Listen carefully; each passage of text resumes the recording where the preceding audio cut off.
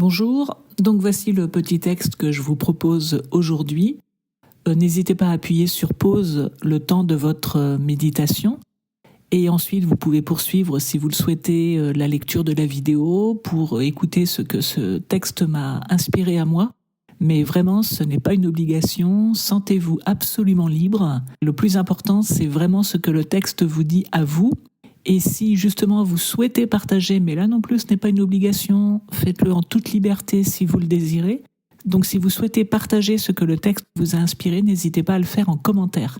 C'est vraiment toujours inspirant de voir à quel point l'Évangile parle à chacun de manière très personnelle. Donc n'hésitez pas. Bonne méditation. Alors en ce qui me concerne, ce qui m'a frappé ici, c'est le pouvoir, entre guillemets, que donne l'Esprit Saint. Puisqu'en fait, Élisabeth, à partir du moment où elle est remplie d'Esprit Saint, voit l'invisible. Avec ses yeux, elle ne pouvait pas deviner que Marie était enceinte de Jésus, puisque ça venait de se produire. Donc c'était impossible qu'elle le devine. Et avec l'Esprit Saint, elle voit immédiatement tout ce qui s'est passé, que Marie a accepté la proposition de Dieu de devenir la mère du Sauveur et qu'elle est effectivement enceinte du Sauveur. Et ça, c'est quand même incroyable.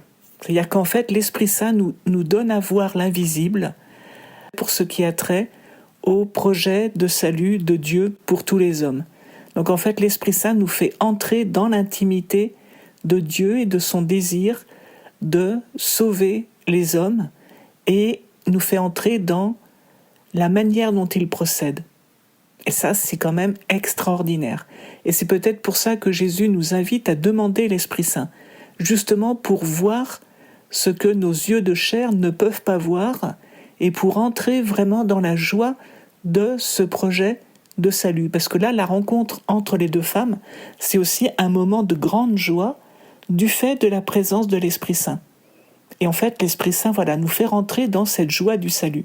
Il nous fait vraiment entrer dans autre chose que la réalité superficielle des choses, telles qu'on les voit.